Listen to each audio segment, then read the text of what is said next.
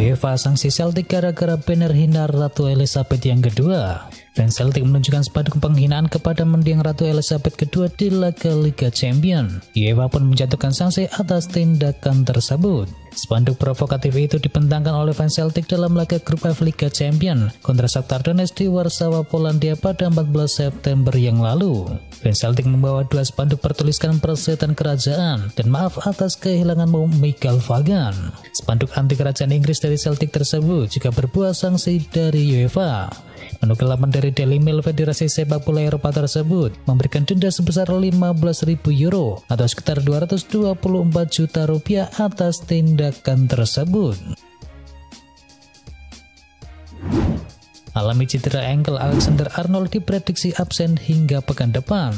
Bekanan Liverpool yakni Trent Alexander-Arnold terpaksa mengakhiri laga kontra Arsenal lebih cepat lantaran mengalami masalah ankle. Dalam laga yang berujung dengan kekalahan drastis tersebut, Trent Alexander-Arnold diketahui mengalami cedera ankle. Alexander-Arnold sendiri diprediksi harus absen setidaknya selama 1 pekan. Dengan begitu, TAA kemungkinan besar akan absen di dua laga Liverpool, yakni ketika berhadapan dengan Rangers dan juga berhadapan dengan Manchester City. Jurgen Klopp disarankan parkir Mohamed Salah sementara waktu. Jurgen Klopp mendapatkan saran untuk memarkir Mohamed Salah. Si Raja Mesir tersebut lagi membeli bersama Liverpool di musim ini. Rekening gol Mohamed Salah mulai mandek memasuki musim 2022-2023. Ex pemain Chelsea itu baru bisa mencetakkan 5 gol dari total 12 penampilannya di semua kompetisi bersama Liverpool. Performa buruk Mohamed Salah ini mendapatkan sorotan ex-striker Liverpool yakni Joel Alidris. Dia menyarankan Jurgen Klopp tak memainkan Salah untuk sementara waktu. Casemiro tunggu waktu jadi langganan starter di Manchester United. Erik ten Hag tak kunjung memberikan kesempatan bagi Casemiro untuk tampil sebagai starter di ajang Liga Inggris. Namun pada akhir pekan yang lalu, bintang asal Brasil tersebut mendapatkan kepercayaan tampil penuh selama 90 menit. Hasilnya dia berhasil menyumbangkan 1 assist bagi gol yang dicetakkan oleh Cristiano Ronaldo. Penampilan apik sang pemain pada laga itu ternyata tak luput dari perhatian Alex McLeish. Mantan pelatih Rangers dan juga timnas Skotlandia itu meyakini tinggal masalah waktu saja untuk bisa melihatnya menjadi pilihan utama di Setan Merah. Thiago Silva buka peluang perpanjang kontrak bersama Chelsea usai Piala Dunia. Pemain veteran Chelsea Thiago Silva membuka ruang untuk memperpanjang kontraknya di Chelsea setelah musim ini berakhir. Pemain asal Brasil itu telah kembali ke klub setelah bertahun-tahun di usia pertengahan 30-an. Tetapi dirinya menyatakan saat ini bukan waktu yang tepat untuk membicarakan kontrak yang baru. Hanya saja bek tengah itu menyatakan dirinya berharap bisa terus bermain di level tertinggi selama mungkin. AC Milan gelar negosiasi perpanjangan kontrak Ismail Bennacer. Rossoneri tampaknya memandang Bennacer sebagai bagian penting proyek mereka, dan karena itulah wajar jika manajemen raksasa Serie A Italia tersebut ingin mempertahankannya dalam jangka waktu yang panjang. AC Milan dikabarkan tengah menggelar negosiasi dengan Ismail Bennacer untuk memperpanjang kontraknya tersebut, menyusul peran pentingnya bersama klub selama ini.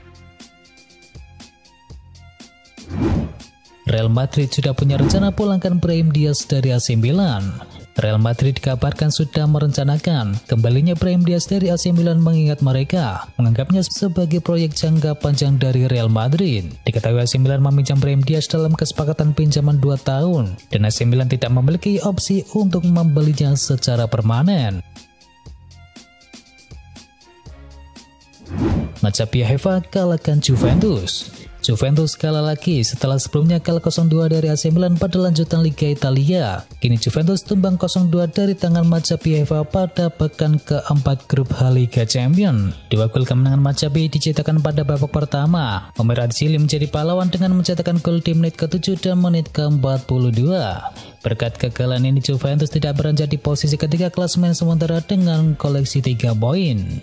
Sedangkan di partai lain Copenhagen tahan imbang Manchester City. Manchester City hanya mampu bermain imbang 0-0 kala mengunjungi markas FC Copenhagen. Berkat hasil ini Manchester City tetap berada di puncak klasemen grup G dengan perolehan 10 poin. Sementara itu Copenhagen menduduki peringkat 3 dengan koleksi 2 poin. Selain itu, hasil imbang juga dialami oleh Real Madrid. Real Madrid bermain imbang 1-1 melawan Shakhtar Donetsk dalam partai matchday keempat fase grup Liga Champions.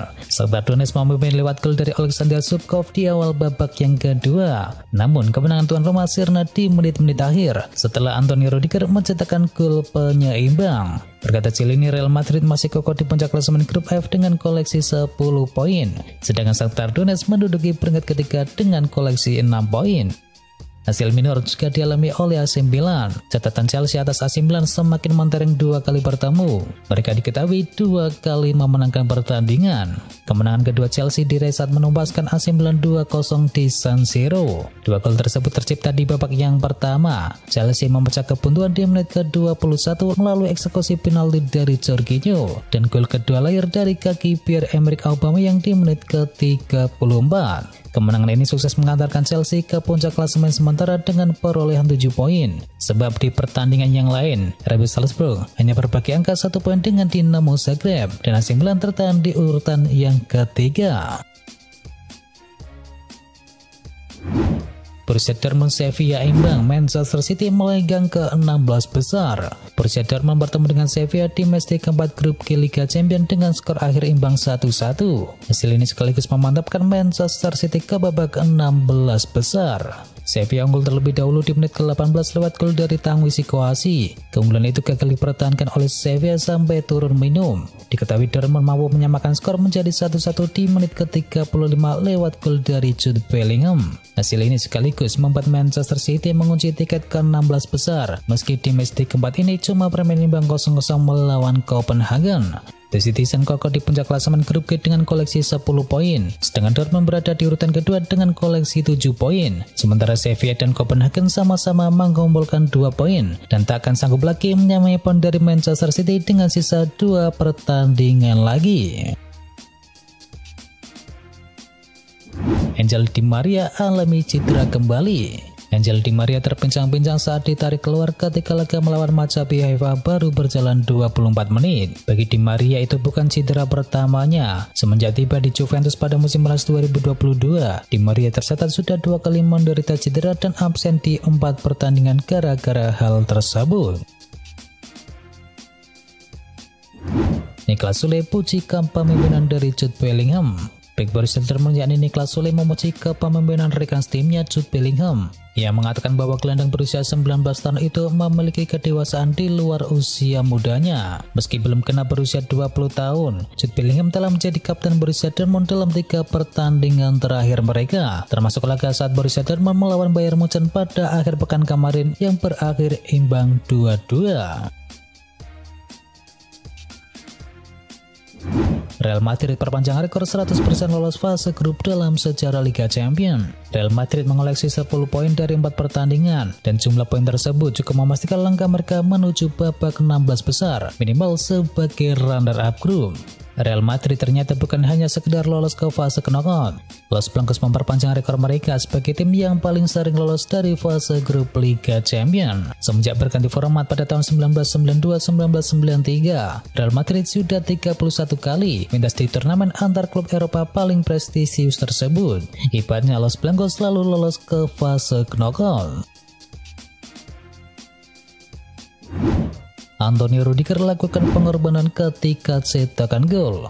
Antonio Rudiger mencetakkan gol pada momen yang krusial. Pada menit-menit akhir laga, gol tercipta dari umpan jauh Toni Kroos yang disambut sundulan dari Antonio Rudiger yang menang duel dengan kiper dan juga bek dari Shakhtar Donetsk. Rudiger terlebih dahulu memenangkan bola. Hanya saja setelah itu terjadi tabrakan antara Rudiger dan juga kiper Shakhtar Donetsk. Momen tersebut membuat bek asal Jerman terkapar dan tidak bisa merayakan golnya. Darahnya keluar dari kepala Rudiger dan dia harus mendapatkan perawatan medis dengan cukup intens. Rudiger memang bisa bangkit, akan tetapi dengan darah yang mengucur dari kepalanya. Jurnalis El Chonguerito yakni Jose Luis Sanchez melaporkan bahwa Rudiger harus mendapatkan 20 jahitan karena luka di kepalanya tersebut.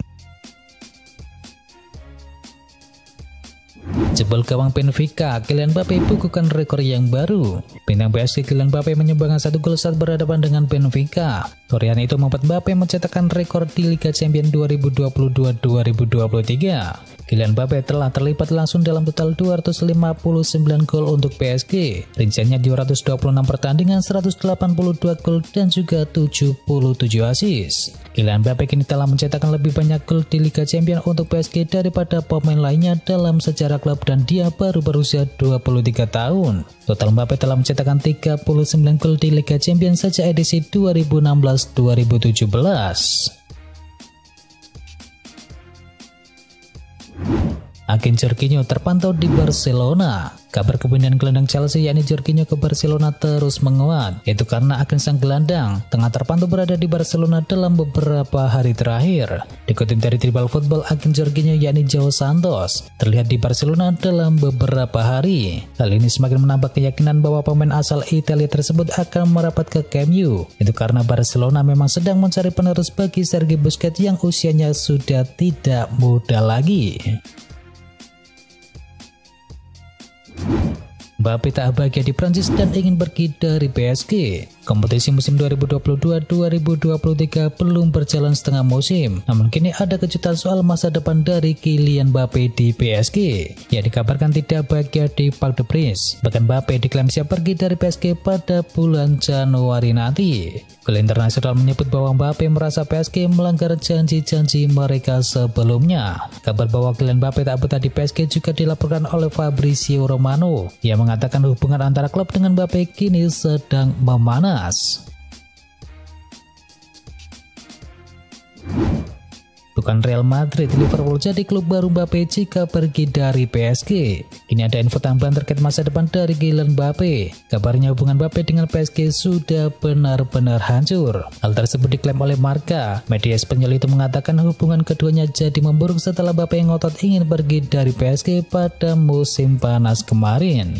Marca menyebut bahwa Mbappe dan PSG sebelumnya sudah membuat kesepakatan bahwa sang penyerang tak boleh bergabung dengan Real Madrid, namun ia boleh bergabung dengan Liverpool. Liverpool tentu saja akan senang jika bisa memakai jasa Kylian Mbappe. Bahkan Marca melaporkan bahwa Mbappe siap menurunkan gaji demi bisa pergi dari PSG.